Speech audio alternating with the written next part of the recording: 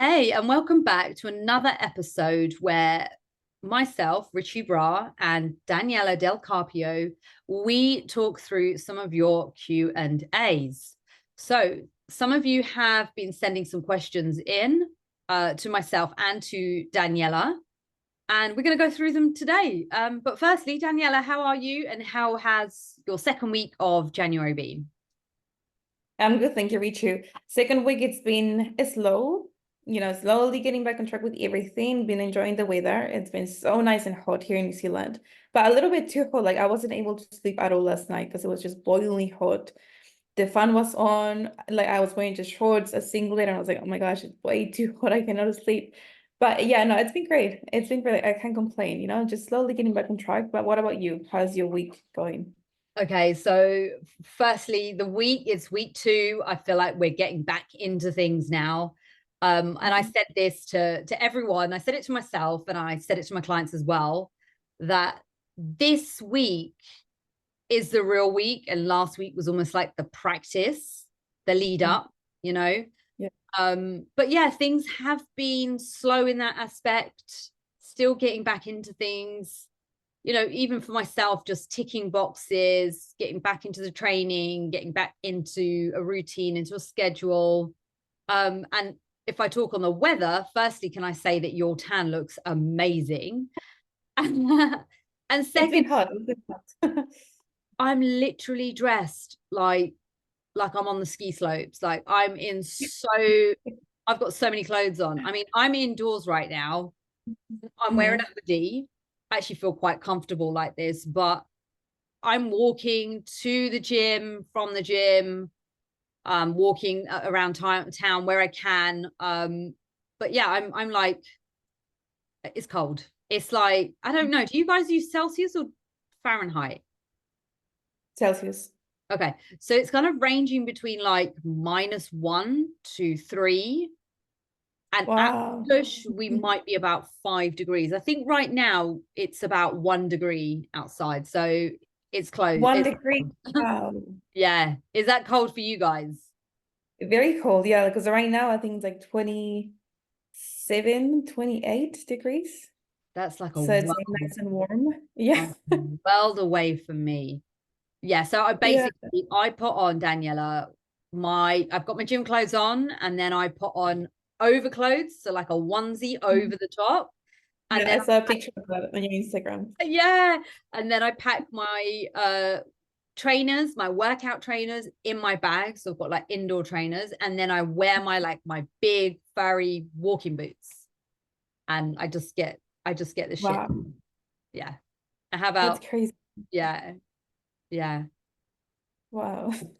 It's just crazy to think like I'm here like wearing a singlet, wearing shorts, like really hot, fun on, and you're like over there freezing 20 layers on. Oh, I mean, I've literally just put hand cream on sitting here because like my skin gets terribly dry in this weather. But anyway, should we get to those questions and create some Yeah, we've got quite a few questions people? that you guys Yeah, ask us on Instagram. Yeah. So I'm gonna be looking down because I've got my phone here, but perfect. I'll we've got hand all. over to you, Daniela. You can tell us. You can ask me Okay, the first question, maybe. okay, let's get started. So someone asked, why are you not a fan of challenges, like those 8 to 6 week challenges? That's a Mm, really good question. that's true. Okay. So I will clarify something here, actually, Daniela. Mhm. I run very, very short challenges. I run like 14-day challenges.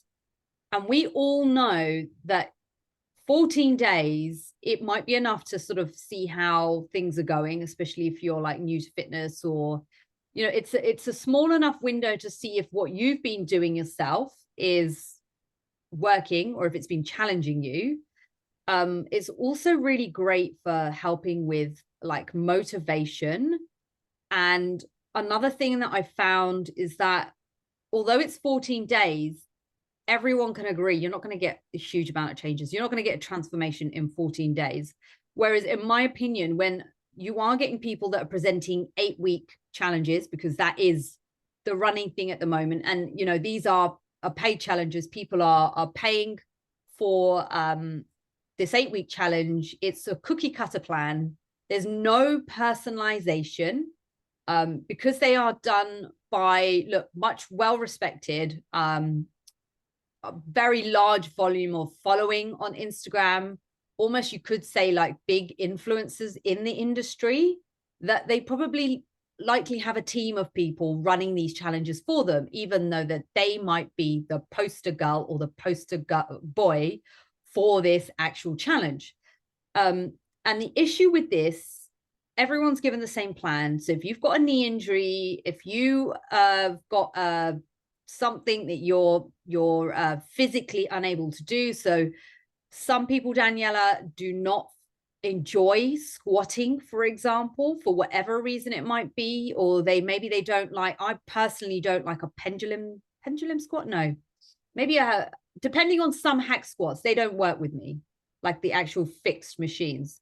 So they don't allow you to create any change in that program. Everyone is given the same thing. We've all got very unique personal goals here.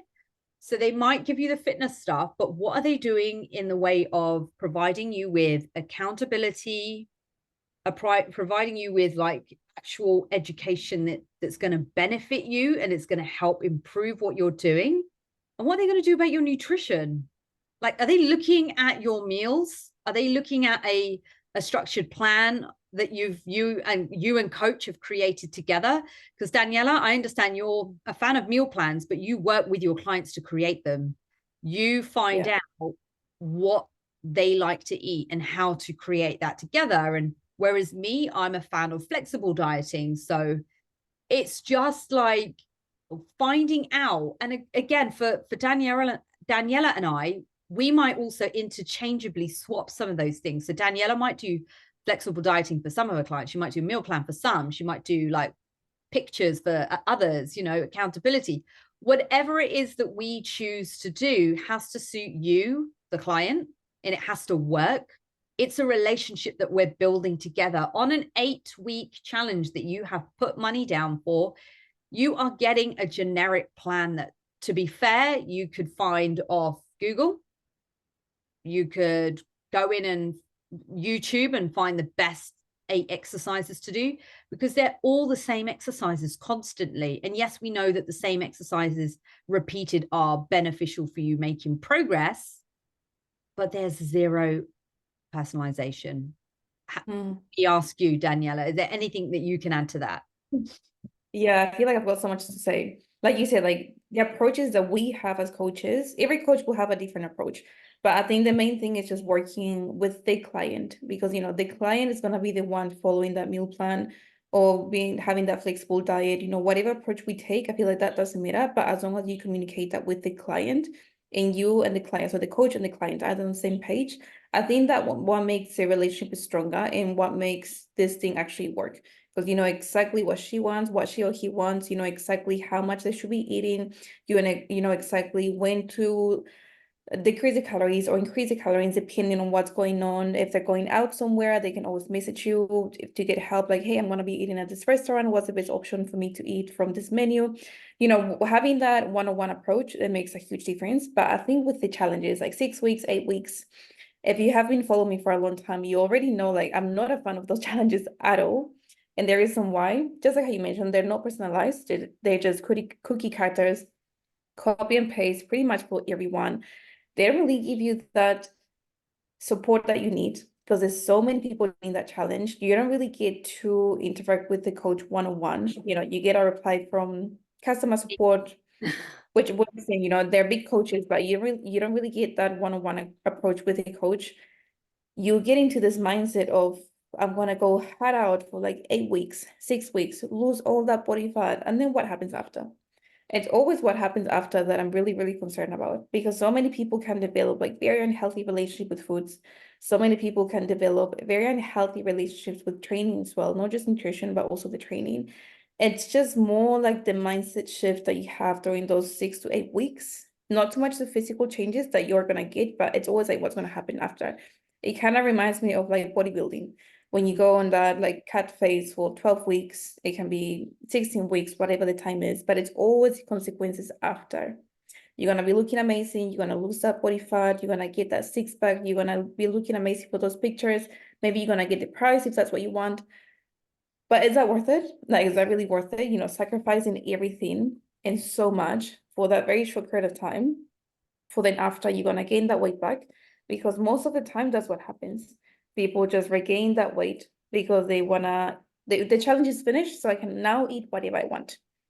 The challenge is finished, so I can now stop training. I'll just reduce my trainings to once a week if I feel like going. If I don't feel like going, it just doesn't create that healthy relationship with anything. So for me, I'm not a fan at all. I feel doing things like a kickstart, you know, like your program, like 14 weeks or 14 days, like a little kickstart to help you get motivated. That's something completely different because you already know that you are not expecting major changes by after the 2 weeks.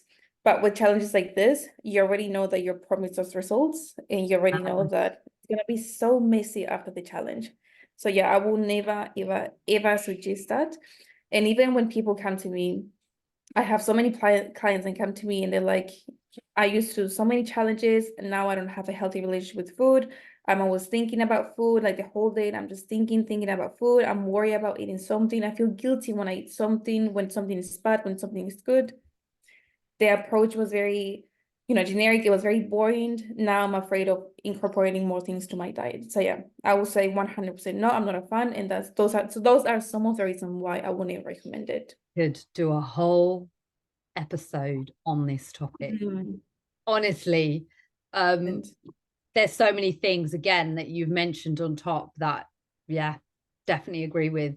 And that's the thing, it's the real thing, that what happens after the 8 weeks, what happens in the, you know, if you've got your goal, how do you maintain it and how do you grow from there? And yeah, continue improving.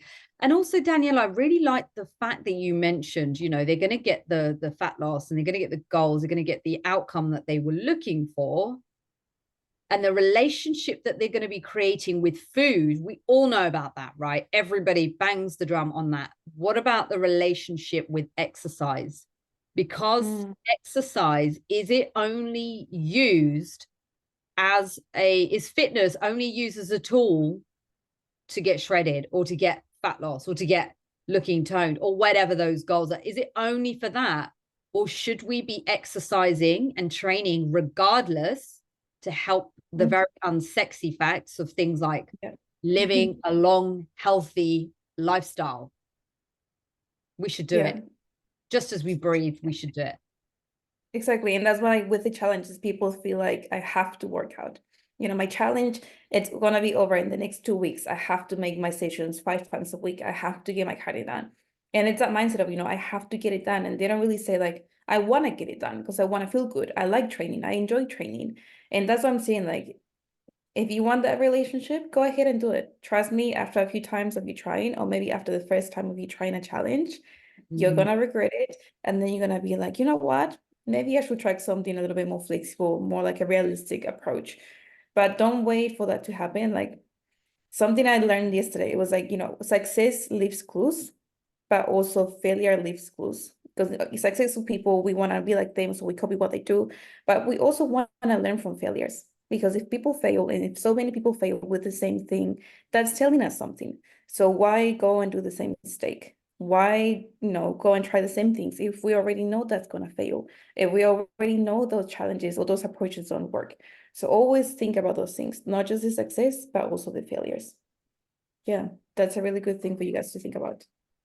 Yeah, thank you. Excellent. Yeah, let's go with the next. Yeah, you go with the next question. Oh, yes, I've got to ask you. Okay. Yeah, we So, can go like one. what is the easiest day and steps to meal prep? That's a good question. I feel like the easiest days, that's up to you. Like, what's one day of your week that you feel okay, today, let's just say today, Tuesday, it's not that busy for me. So this is gonna be my meal prep day. So I think that's something only you can decide. Look at your schedule, see what days you can be a little bit more flexible, what days you're not too busy, what days you have more free time, and make that your meal prep day. Some people, they like to meal prep for the whole week. If that works for you, do it. Some people like to prep only for 3 days or maybe only for 2 days. So first find out exactly what it is that works for you. Once you know, okay, I want to be meal prepping every 3 days, look at your schedule, see the days that are best for you, put it down, and with the time, again, put down the time that works better for you. And with the tips, something to make it, I think, very, very simple and just easy and fast. Don't overcomplicate it. If you like cooking, perfect. But if you're someone like me who doesn't like cooking, whenever you have to, let's say when I cook my chicken, because I always give my clients, and for me, I get the raw portion of my chicken. So I should be eating, let's say 150 grams of raw chicken. So instead of like weighing 150, 150, 150 and cooking like cooking 7 times for 7 days, just do 150 times 7. Once you get that number, put everything in bulk, put it in the oven because it's much easier. Or if you want to fry, but I feel like oven is much easier. You just put it there, put some spices, some seasoning, chili, pepper, salt, oregano, parsley, whatever you want, put it there, put it in the oven. Same with your potatoes, if you're in potatoes, rice, whatever.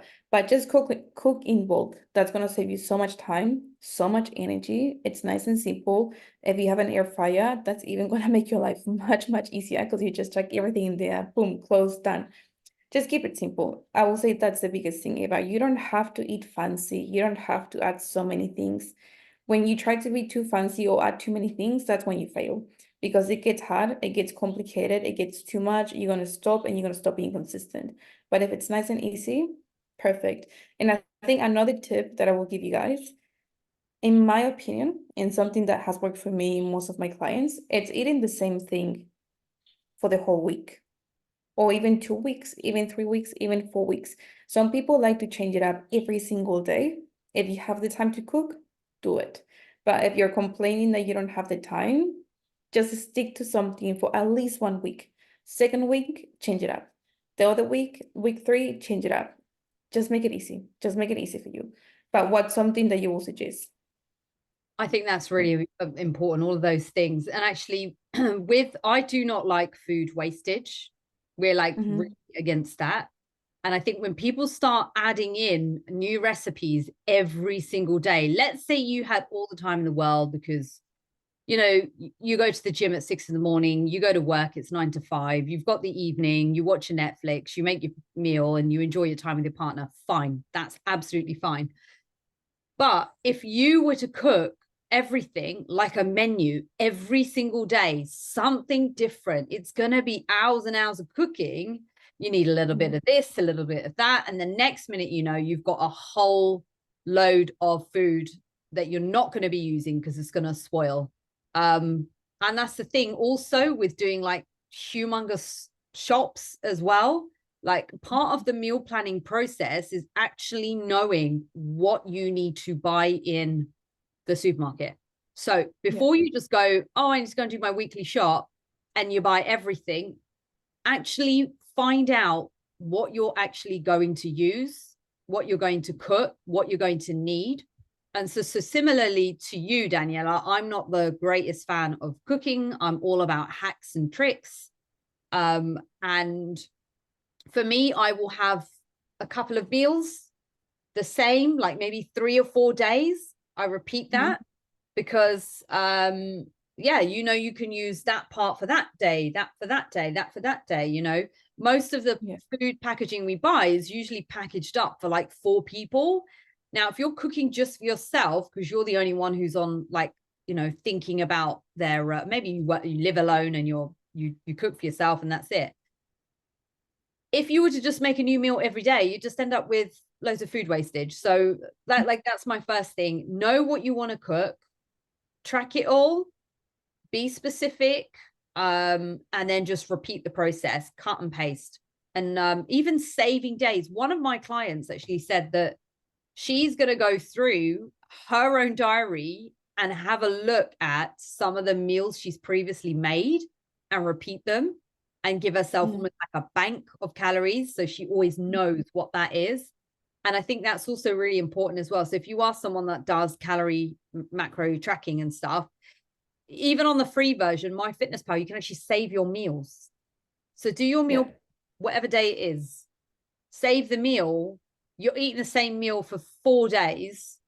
You like portion it up exactly how Daniela said, calculating it on the times 7 divided by 7, whatever it is, and then save that portion as a meal, and then just copy and paste to the next day. You can just copy and paste for the week in advance. You're going to take out the thinking. Your brain is not having to spend all this time mathematically working out every single day how much you've got to do, because we don't remember this stuff every single day. And like for me, I did a bit of a meal prepping. I think on Sunday I went and just chopped up vegetables and stuck it in the fridge.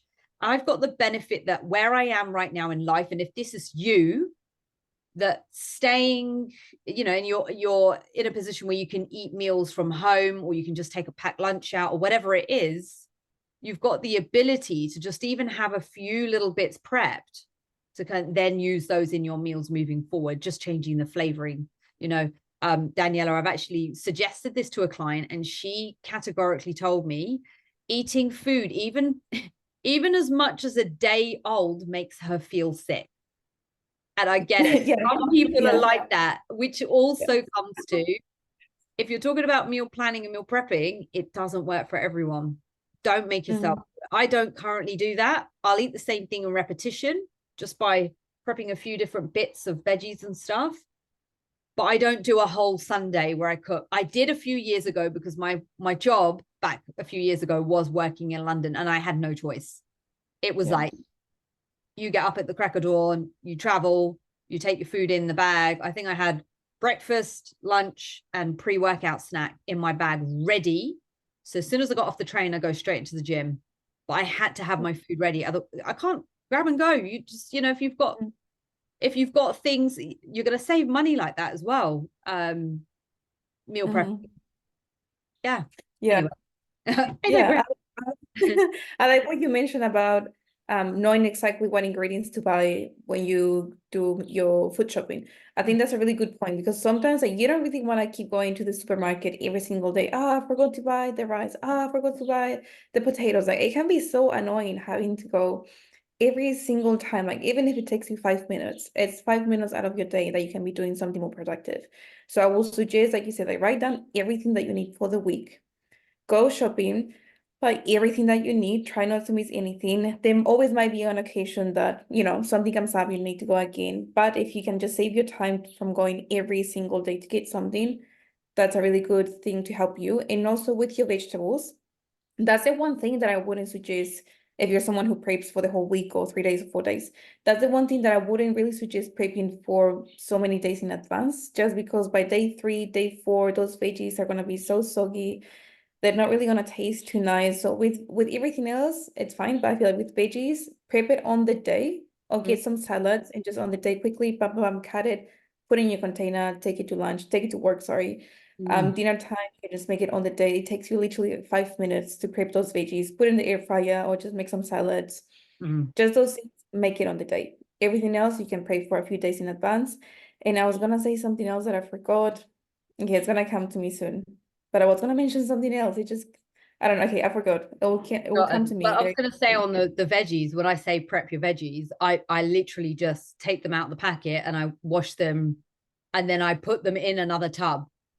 And like, for example, my peppers, I didn't slice them up, but I just cut it in a quarter and removed the core, and I washed it and I put that in the tub. That sort of stuff I feel like we can do, but I get what you mean, like the cooking and then because I used to cook veggies for like literally a whole week. Put in my container, put in the fridge. You know Day what one, I works? make. Do you want to know what works really well with that? Peas, little green peas. Yeah, They work really well because peas are mushy anyway. And if you put it in I your think rice, etc. the ones that I used to try was like frozen veggies with like capsicum, carrots, what else? Broccoli, cauliflower, like all together. So yeah, I just I by can days broccoli and 3. the cauliflower getting mushy. That's not great. Yeah, We like no, a thank you. tiny But yeah, bit of crunch there. Yeah, but all good chopping it though. Yeah, perfect. Question? yeah. Next question. Someone asked, okay, how to increase its strength safely? Really Okay. good question. Very cool. Yes, exactly.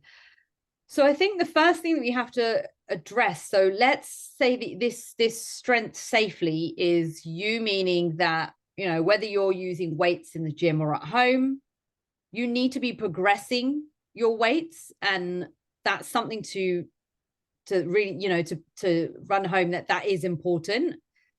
Quite often, Danielle, I don't know if you've seen this before, but like when I've seen people, I've spoke to them about their training and stuff, and they say they work out from home, they're using the same 2 kilos for everything, and then like they use it for like a couple of years. You're not getting any additional benefit. You need to have or consider progressive overload, especially when we are trying to create a stimulus for that strength to occur. So, you know, by going to a gym and actually having a gym membership, that's really important.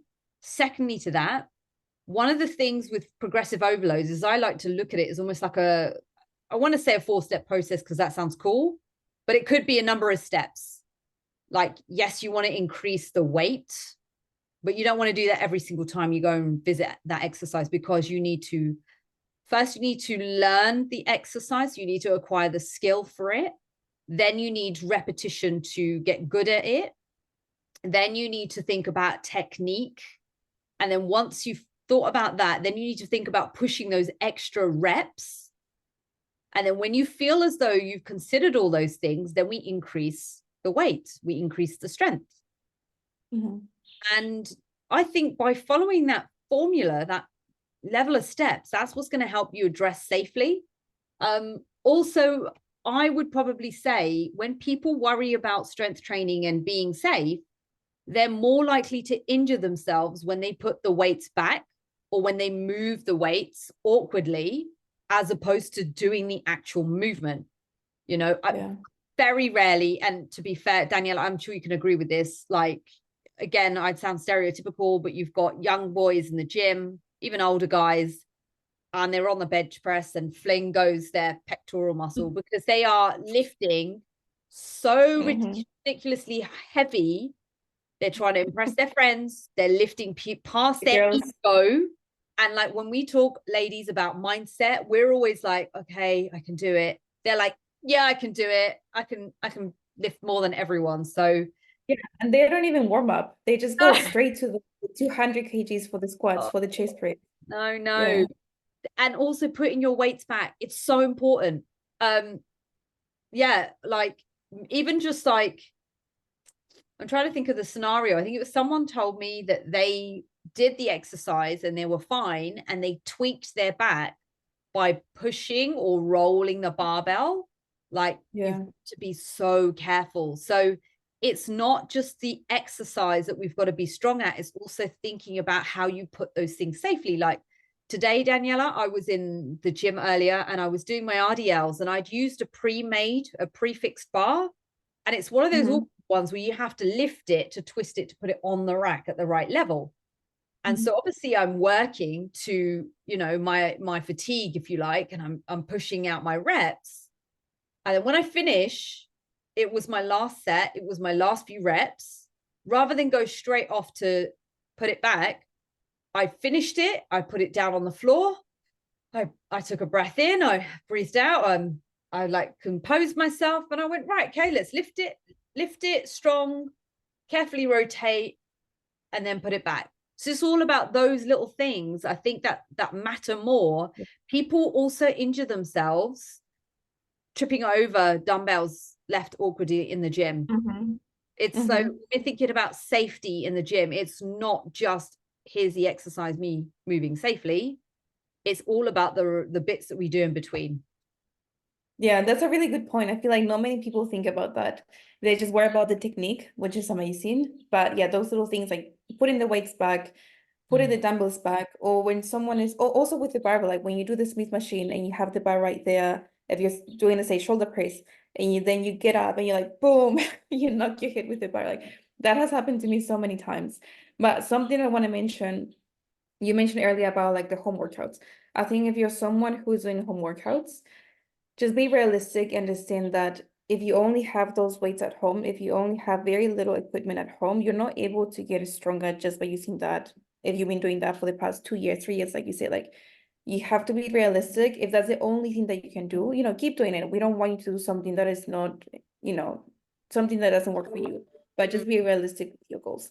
But if you are able to join the gym, also you need to understand, like, as women, we have our menstrual cycle. The week before your menstrual cycle, you always feel a little bit weaker. You always feel more tired. So you might not be able to push yourself or push those weights, push heavy weights. So just be kind to yourself, because not every single week you're going to be pushing 20 and then 30 and then 40 and then 50. Like, those weights are not going to increase every single week. So always listen to your body, listen to how you're feeling, understand your menstrual cycle and how that affects your training and also your nutrition.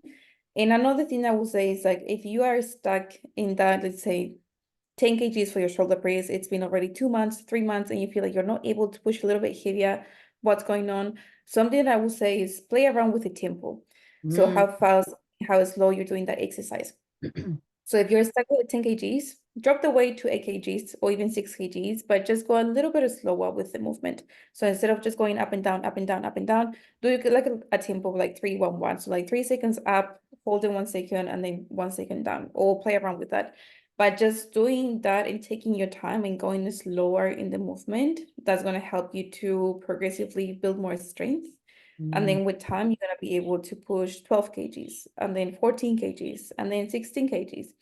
But it's going to take time. Like, don't think that it's going to happen just in a few months.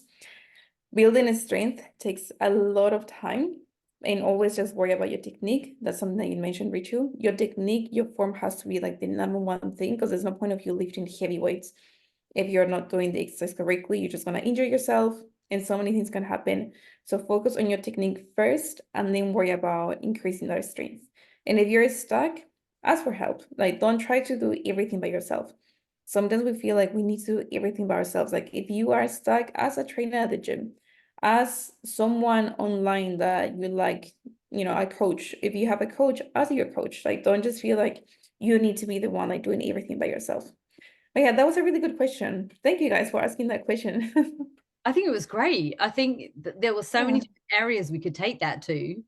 Um, Mhm. yeah, really good. And I liked your addition as well. So that, yeah, like Daniela said, with having strength at different times of the month, again, are you fed? Are you fasted? Are you in a calorie deficit?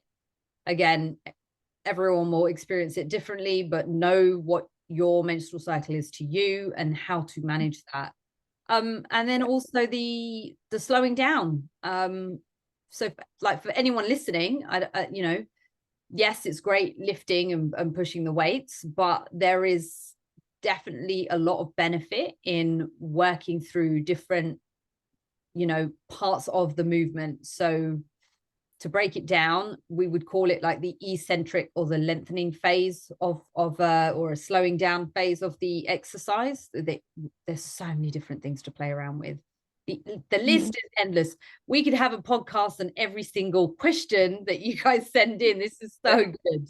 Good. Yeah. Okay, let's go with the next question. Have I asked you one? No, your turn. Yes. Okay.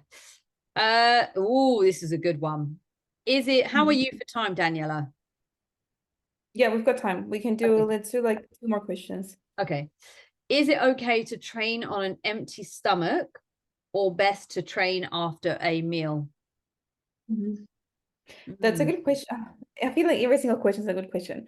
yeah. I feel like this one, it just depends on you. It depends what time of the day you train. It depends how you feel after you eat something. Like, if you're someone who trains first thing in the morning, let's say 5 a.m., 5:30 a.m., you have to be at the gym. For some people, they might be able to eat a snack. Obviously, eating with some food in your body, it's more recommended because you're gonna have more energy. But if you're training early morning, 5:30 a.m., if you try having a snack, by the time you go to the gym, you feel like, oh, you feel yuck, you feel like too heavy, you feel like it didn't work for you, then maybe it's not gonna work for you. You don't have to eat something. Just make sure you're hydrated. On the other hand, if you're someone who, once you get to the gym at 5:30 a.m., you feel really, really hungry, you feel very low in energy, then maybe eating like a little snack will work for you. You don't have to have your breakfast.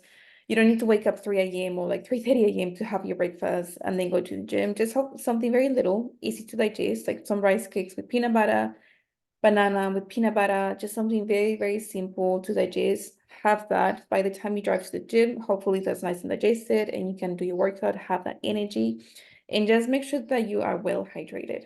Whether you train in the morning, nighttime, afternoon, lunchtime, I think hydration is the number one thing to help you get a really good pump.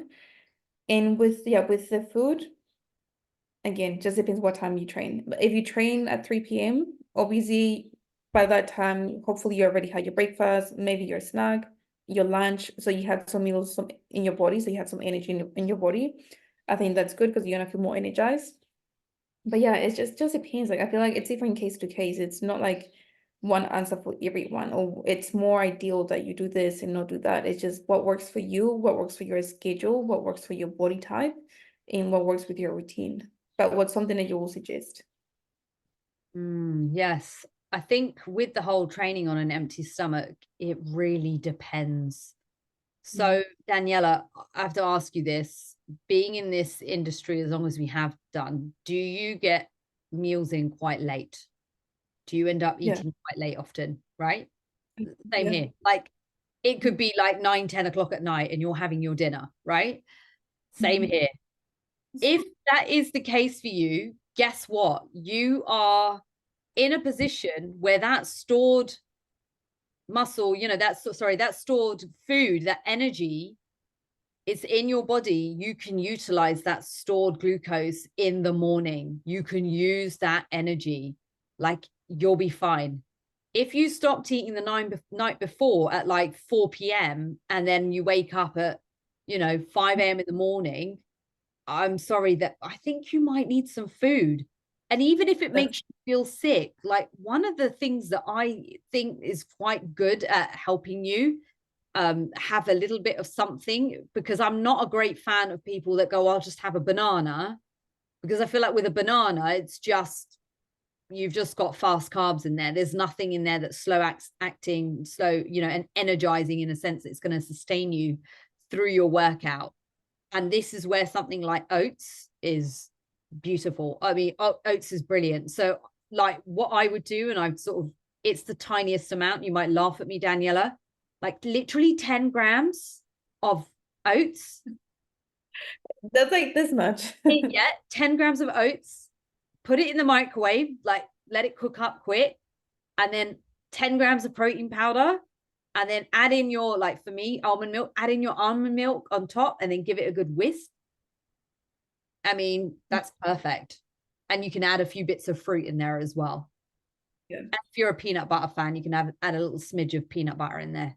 But it's just something nice to get you going. It's that, it's giving you that energy source that you need that's going to help you feel, ready. Because even though you don't feel hungry, if you are lifting weights, you need energy from somewhere. And if you don't have energy in your body, you will start to utilize the stored energy, and that can come from anywhere. Especially Mhm. these people that go, oh my god, you should only train in the morning, you should only do like fasted cardio and stuff. It's a load of rubbish. I know, I've had this argument with someone as well in the past, a long time ago. Hopefully they've learned, but they were a competitor themselves. We had this nice, it was good banter, but it was like, they were like, fasted cardio. I was like, no, fasted cardio. I said, no, it does not matter. It's the all-encompassing things that you do, especially even if you are in a deficit because you are dieting. It's what you do that whole day. It's what you do that whole week. It's what you do just all together that's gonna help you or help yeah.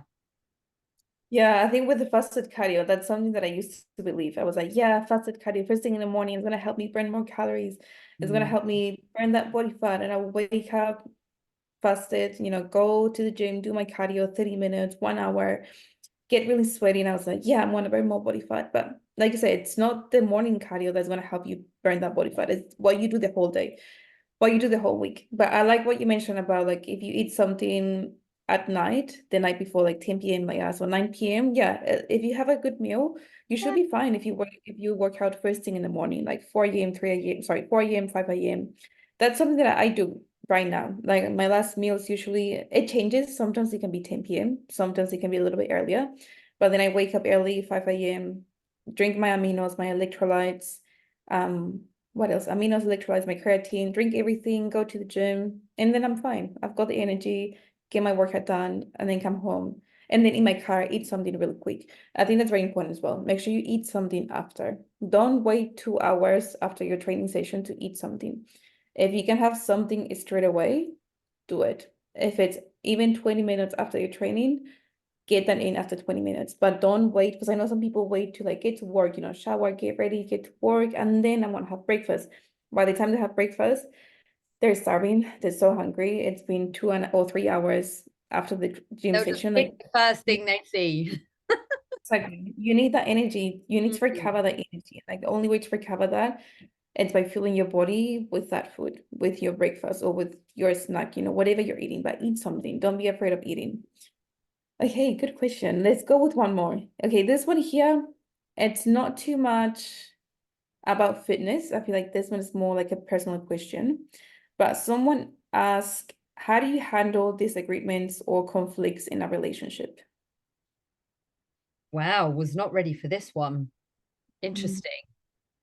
How do you handle disagreements or conflicts in a relationship? So we're talking about a romantic relationship. So I don't really think there's a like that you need to handle this. I think it's like I always say this that communication is massively important. If you get used to early enough as you can talking about things that are uncomfortable, things that you believe in, things that you that align with you, you need to understand that from your partner's point, and you need to understand that yourself as well. So I don't think it's healthy. I think it's healthy to have discussions and debates about things, but I think when people have massive disagreement, no, that's okay. We're allowed to have different opinions.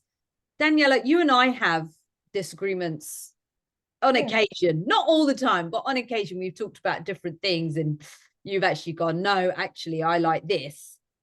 That's normal. That's okay. But conflicts, that sounds quite harsh. Yeah. Conflict seems like pretty like someone's got their back up against the wall. So, but yeah, I'd say early enough in your relationship, you need to, whether you're with someone for a short time or a long time, whatever you're with that person for, I think, especially if you respect yourself and you respect your own boundaries and you know how to treat others how you like to be treated, I think communication from the outset is really important. And I think it's a very attractive quality to be with someone that has something that they believe in and that they align to.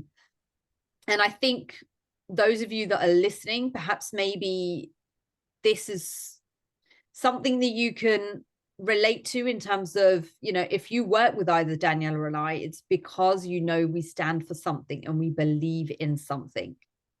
We have our own relationship. And yeah, it's a whole topic. But Yeah. what would you add there? Yeah, I love the answer. I feel for me, like when I think of relationship, I think about all my relationships. Like right now, just reading that question, I'm thinking about my relationship with my partner, my Mm. relationship with my sister, with my mom, with my dad, with my family, with my clients, with my own coaches. And the main thing that comes to my mind, it's number one, communication. If there's no communication, how do you expect to solve the problem? How do you expect to know what's going on? Maybe the other person is feeling something, they're not telling you anything, but you can feel there's something in between. Like you can feel the energy, you can feel there's something happening. Communicate, like don't assume anything. I think if you assume something, that's not gonna get you anywhere. You're gonna be assuming some things, but then something completely different is going on. But if you communicate, that's gonna make things much, much easier. Disagreements are always going to happen. That's fine. We're humans. We have different opinions. We are different individuals. We don't have to think the same. We don't need to have the same beliefs. We don't have to do everything exactly the same. So if we have those disagreements, it's fine. But as long as we can keep the tone down, we don't have to yell. We don't have to scream. We don't have to be like throwing things at each other. We can just communicate like normal human beings, you know, like just me and you right now communicating. Even if you say, I don't like this, and I say, but I like it, but you don't like it, but that's fine. We can communicate.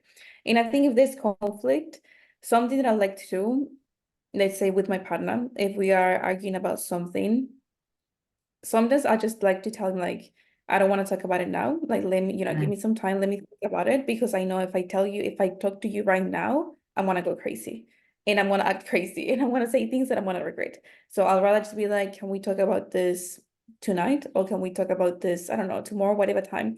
But it's easier and it's better when you take that time to relax, to really think about things, to really think about what's going on instead of you saying things at the moment, because at that moment you're probably angry, you're probably feeling frustrated for whatever reason, and you're just gonna say things that then you're gonna be like, oh, I wish I didn't say that. Like, why did I say that? So yeah, I think that's one way we also, or that's one way I handle when we have conflicts or like really, yeah, or like argue about, whatever is going on or something. Take your time. You don't have to argue about something. You don't have to make it major. But just having that clear communication, it's a game changer for every single relationship, even with our clients. I think that's something that I really, really like with my clients. And it's something that I always tell them, like, communicate with me. Don't be afraid to tell me something. Don't hold back. Don't feel like that I'm gonna judge you. Don't feel like you're asking too many questions or silly questions. And the same goes when I have clients that don't communicate with me. I get really frustrated because it's annoying when they don't communicate with you. It's annoying when they're not telling you what's going on because you want to help them, but there's only so much we can do to help them. If they don't want the help, it's sad, but it is what it is. We cannot help them. Or if they stop talking to you, if they don't, I don't know, they don't make the payment's overdue, that can also be frustrating. And that probably happened because there was not enough communication. But there's only so much you can get from someone. There's only so much you can take from someone. So yeah, I will say number one thing, communication, take your time. Don't rush to say your answer. If you need to cool down a little bit, cool down. And then once you're ready, talk to that person and then talk about whatever's going on. And I think that's the best way to solve those problems. Yeah, that's how I do it currently. And I feel like it's always going to be the same way. I don't think that's going to change. It's just, yeah, how I do things. Yeah, I love that. And we only get better at it as well with practice.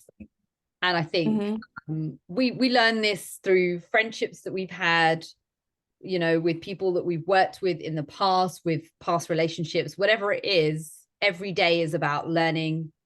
It's about growth. It's about doing better the next day. And this is not just something that we preach in fitness. So I only, get better at the next workout. It's like, get better at everything that you do in your life. We've got this huge amount of time on this earth, and it's like getting your back up massively and having this huge conflict and disagreement. Like, we're allowed to not align with people, and people don't have to be your vibe. You don't have to be everybody's friend. And also, you don't have to be in a relationship where you have this massive, huge conflict. Like, that's not, yeah. If you're like here and here, you know, me and my partner are opposites, and I feel like opposites do attract, and we've got different views about things, but we respect each other's root views. But if there are serious arguments going on where people are highly conflicted and there's, question what you're doing. I feel like I'm giving relationship advice now, but I think yeah, but again, the earlier that you do these things in your relationship, your like relationship with your partner, the better it's only going to make that relationship as well for the future. That's the best. That's the advice I can give. And again, when it comes to, coach, client, friendship, whatever, communication is what it's all about. If you sit and stay behind, even your boss, like if you've got an awkward scenario with your boss, like kind of sitting back and going, oh, I don't really like this that's going on, talk to them. If there's a concern, they might not even know. Like, we all need to be told sometimes what's going on, whether or not we like the truth. Sometimes the truth can hurt, but actually, if the truth allows someone to do something better and allows them to grow from it, then I think it's a disservice by not allowing that communication out, by not having that discussion with them. Yeah, I think sometimes people don't like communication or don't want to communicate those things because they want to avoid conflict. They want to avoid that argument or that disagreement. But do you really want, okay, you can avoid that all you want, but then how are you going to be feeling? How is that going to make you feel? How is that going to affect you long term? Like, if you want to be living with that feeling, knowing that something is going on here, do what you want to do. But for me, yeah, I'd rather communicate, even if it's sometimes it can be very uncomfortable, even if it gets a little bit awkward. It's just better to let it out, communicate with them, tell them what's going on, tell them how you feel of whatever situation is going on. And you never know, like, they might be like, actually, thank you for telling me this, we've been thinking about blah, blah, blah. Like, there's always a solution for every single problem. So don't feel like you need to keep everything and don't feel like you need to assume things all the time. Let it out, communicate, communicate, communicate. It's gonna be a game changer for your life and for every single relationship in your life, not just your loved one, but literally with everyone around you. Love that. That's brilliant. Danielle, I'm just going to add, totally off topic. Are there birds chirping behind you? They are, yeah. Birds. Oh my God, that's so cool. We're going to be hearing owls here, but yeah, unfortunately, I don't live anywhere near like woodland to get owls. I know someone's probably got a tree somewhere in front of their house on this road. I've no idea, but yeah, I don't see no owls. So off topic. I love it. So off topic, but I was like, those birds chirping are really, yeah, they're nice. I miss Yeah, them. they're like That's the listening right summer. here. Yeah. That's the summer. We get them in the summer, you can hear them Yeah. sing away. But that's been really nice. And I think that's all we have time for today. Yeah. Okay. For those of you that have still made it and you've enjoyed our Q&A and your questions were answered, I hope you enjoyed those answers. And for those of you that still got more questions, you've thought of some questions and you want to message either myself or Daniela, you can find Daniela and myself on Instagram via our names. So Daniela Del Carpio and Ritu Bra. And we'll see you here next time.